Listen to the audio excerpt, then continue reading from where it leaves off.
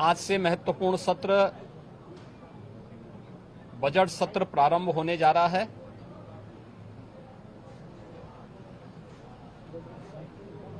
विधानमंडल की इस कार्रवाई में भाग लेने के लिए आए हुए सभी माननीय सदस्यों का मैं स्वागत करता हूं। वर्ष का जो प्रारंभिक सत्र होता है, यह राज्यों के अंदर महामहिम राज्यपाल जी के अभिभाषण से इस सत्र की शुरुआत होती है। इसके अलावा वर्ष भर के लिए राज्य सरकार का बजट भी इसी सत्र के दौरान पारित होता है। अन्य विधायी कार्यों के साथ ही जनहित से जुड़े हुए, राज्य के विकास से जुड़े हुए महत्वपूर्ण मुद्दों पर भी सदन में चर्चा होती है। आज विधानमंडल की कार्रवाई प्रारंभ होने के साथ ही महामहिम राज्यपाल जी का महत्वपूर्ण अभिभाषण संवेद सदन को महामहिम राज्यपाल जी के द्वारा अपने अभिभाषण के माध्यम से संबोधन होगा। इसके उपरांत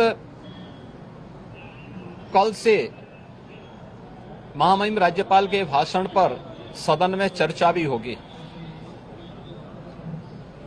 20 फरवरी को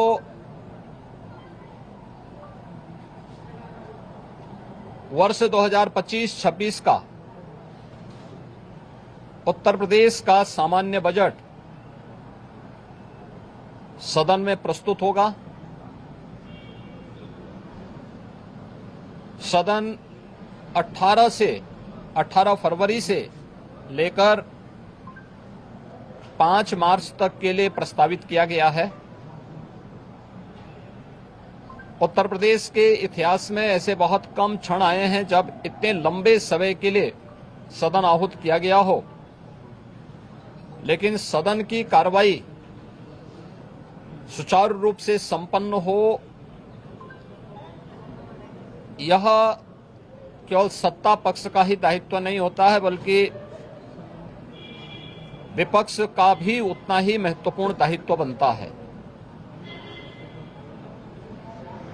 सदन चर्चा परिचर्चा का एक मंच बने। उत्तर प्रदेश के विकास को लेकर के डबल इंजन की भारतीय जनता पार्टी की सरकार ने पिछले लगभग 8 वर्ष के अंदर जो प्रतिमान स्थापित किए हैं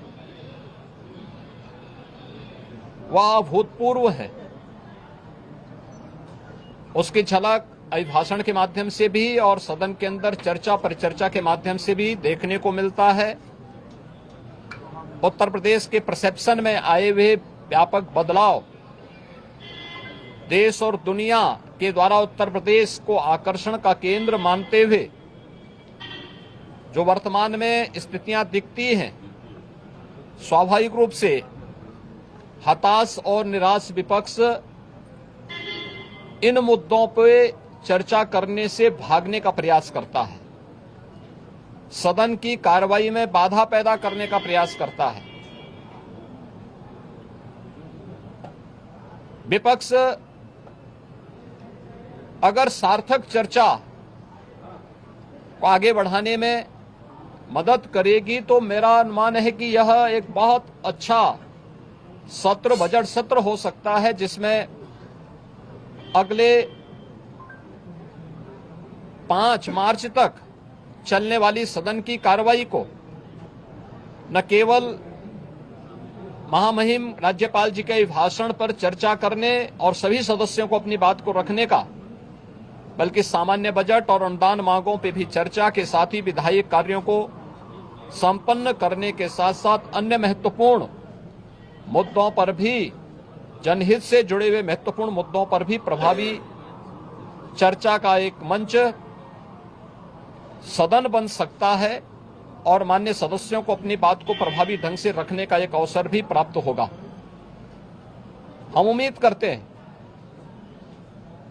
कि हार की हताशा से परेशान विपक्ष अपनी इस खुन्नस को सदन पर नहीं उतारेगा। सदन की कार्रवाई को सुचारू रूप से संचालन करने में एक सकारात्मक योगदान की हम अपेक्षा करते हैं और मैं सरकार की तरफ से आश्वस्त करता हूं कि जिस भी मुद्दे पर,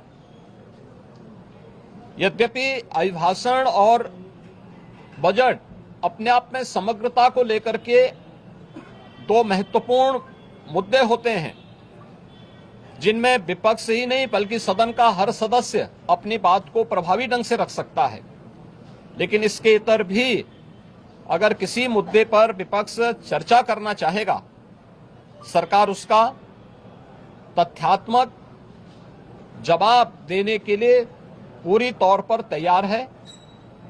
लेकिन हम चाहते हैं कि एक सार्थक चर्चा का मंच सदन बनने चाहिए। आरोप प्रत्यारोप या फिर असंसदीय आचरण से इस समस्या का समाधान नहीं हो सकता है और मैं उम्मीद करता हूं कि महामहिम राज्यपाल के भाषण से उस सुदृढ़ और मर्यादित संसदीय आचरण की शुरुआत हम लोग विपक्ष के अंदर देखने का प्रयास करेंगे। उम्मीद करते हैं कि इस प्रकार का आचरण सभी माननीय सदस्यगण और खासतौर पर विपक्षी सदस्यगण सदन में दिखाएंगे, जिससे लोकतांत्रिक मूल्यों के प्रति आम जन की आस्था को और सुदृढ़ करने में मदद मिलेगी। मैं एक बार फिर से बजट सत्र के शुभारंभ के अवसर पर आज उत्तर प्रदेश विधानमंडल के जो कार्रवाई प्रारंभ होने जा रही है कुछ ही देर में, इसमें भाग लेने के लिए आए हुए सभी माननीय सदस्यों का हृदय से स्वागत करता हूं।